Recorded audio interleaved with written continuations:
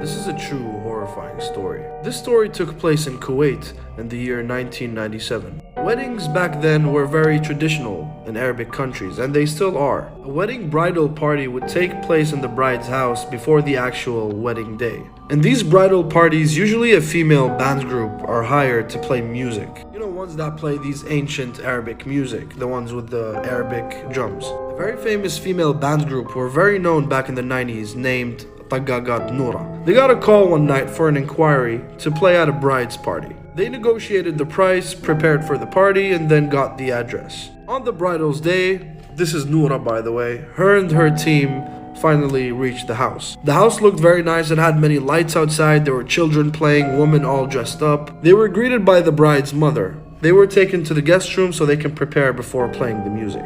At 9 p.m., Noura and her team start playing, and the ladies go wild and start dancing. They did not stop playing the music till 12 midnight. They asked the bride's mom for a short break, but she refused. She told them that she would pay them extra if they continued playing the music. So they keep playing for an extra 2 hours, and they get shocked at how these ladies don't get tired from all this dancing. At one point, the electricity goes completely off, and then they were ordered to continue playing so they can send someone to check the electricity. So Noura and her team continue playing in pitch darkness. The way these women were dancing was kinda off and strange. It was kinda scary in a way that this band has never seen before. So this is what happened next. One of the artists fainted on stage. They immediately stopped playing, picked her up and took her to the guest room. They tried to wake her up, and then she did and started crying from fear. They asked her what was going on, what happened, and she responded by saying one of the women that were dancing had legs that did not look like human legs. They looked like goat legs. And Noura immediately knew what kind of beings were inside this house. They slowly snuck outside through the window and started running for their lives.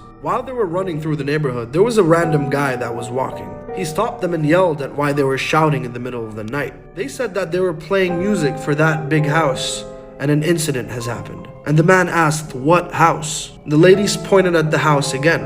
And the man looked at the house and told them that this house has been abandoned and left empty for 10 years and that no one lives in that house anymore. They peeked at the house again, and there were no cars, no people, no lights, no children. It was a plain, abandoned, empty house. They thought to themselves that, were they all dreaming the same thing? Was it all just an imagination that they all imagined at the same time? These were jinns that they were playing for. This is in fact a true story. This story took place in Dubai in the year 2007. The story I'm about to tell you was told to me by the actual characters that went through this terror. And it was never shared online nor disclosed to the public until now. An Emirati married couple with 3 kids lived in a villa in Jumeirah 1. Their youngest son, Ahmed, at the time was 8 years old. Ahmed would tend to have horrible dreams every night, and he would complain about this to his family. But it seemed kind of okay at the time because children in his age group tend to have nightmares. But Ahmed's dreams started to pick up their intensity a few weeks later. They knew it got more serious when Ahmed started having sleep paralysis. He would feel like there is something with him in his room. Later on one of these nights, the bad dreams he had were no longer dreams. Something would wake Ahmed up during the night. He would have no control over his body as he gets out of bed. He would walk out of his room, go downstairs to the kitchen, and go close to the back door. He would open the door. As his foot leaves the door, he would gain control over his body again. He was certain that it was not him sleepwalking. He was conscious throughout the whole trip. After gaining control over his body, he would run to his mom crying from fear. She slept next to him later that night till the next morning. The next day, he would sleep, wake up, and the same exact routine would repeat. Goes downstairs, goes to the kitchen. As he steps outside, he gains control over his body. This would happen to Ahmed almost every night for 2 years straight, to the point where Ahmed got used to it. Though that's not the freaky part about this whole story. After Ahmed's reoccurring event, Ahmed's mom decided to lock the kitchen door and hide the keys. She wanted to test this out on one of these nights. So later that night, Ahmed sleeps, wakes up, goes downstairs to the kitchen, grabs the doorknob, and there you have it. The door is unlocked. The door locking process would take place every single night, but the door will always somehow be unlocked, like something is trying to get Ahmed out of that house at night. Eventually, Ahmed turned 10 or 11 years old a few years later, and Thankfully, these paranormal night walks have stopped. He is 23 years old today, and nothing has happened after that last time 12 years ago. But the story still haunts him till this day, wondering why and who was trying to get Ahmed out of that house. This story took place in Dubai in the year 1996, and the real characters of this story are Emirati women. Back in the day, and actually till this day, there's a game called a Ouija board. In Arabic, it's also known as Ouija. It involves a group of players playing in the dark, burn sage, light up candles. They place their fingers on a peck and then ask Ouija questions. Now, there are many videos on YouTube of people playing this game, and every time people play it, they freak out or things go wrong. You would ask a yes or no question, or a question that involves one answer, with everybody's fingers placed on the peck, and the peck will move on its own. When you buy the board, it comes with some sort of ritual that the players must read. I do not advise anyone under any circumstance to play this game. The Ouija board is not a joke. You can do your own research. A group of girls in 1996 decided to play this game. One of their friends brought back the board from the UK after her recent trip. They laughed about this game and doubted that it works. They meet up on a Friday night in one of the girls' houses, light up the candles, and start reading the rituals. They close the light, place their fingers on the peck, and start asking a few questions. But the peck doesn't move. They keep trying for another 5 minutes, and still nothing happened. Until one of the girls asked, "What can we do to make this game work?" The peck slowly moves to the letter Q, U, I, E, and then T, which spells the word quiet.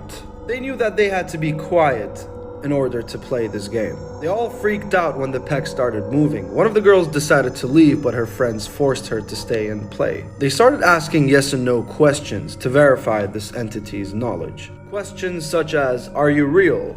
"Yes." "Do you live with us on Earth?" "No." Questions kept going and the peck was moving all around. Until one of the girls asked, "Are you going to hurt us?"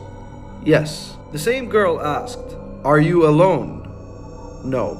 Because it seemed that first entity was friendly, but the one that is with that entity is not friendly. Now, the rules of the game is do not move your fingers from this piece. Two girls freaked out after that answer and took their hands off. The candles blew out. All of the girls ran out the room and went home terrified, except the last girl that left that room, who later then threw the board game in the trash before completing it. Her personality changed after that day. She's always quiet, barely laughs or smiles. She was not social anymore. Her facial features started to change, and she cut herself off of her social circle. The girl is still around till this day, but no one knows why and who made her permanently change like that.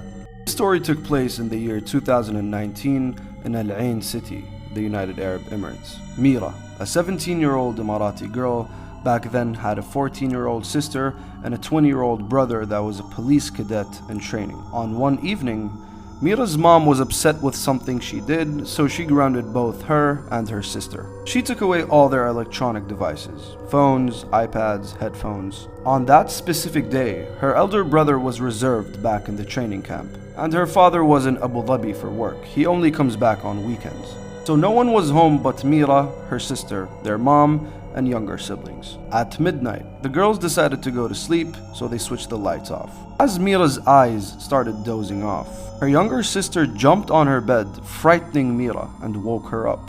"What's wrong?"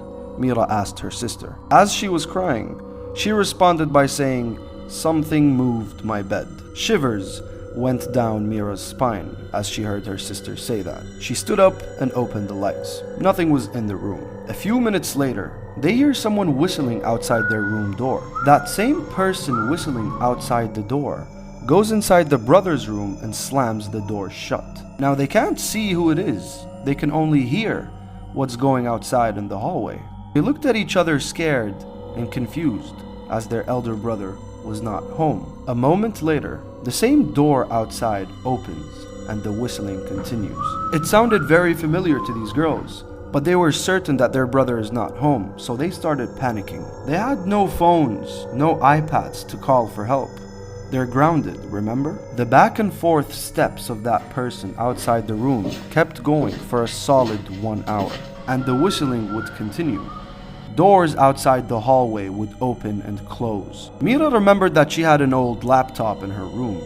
She was able to get a hold of one of her friends from school, and she made her call her mom. Her mom eventually showed up, and she found no one inside the house. After that night, they slept in their mom's room for weeks.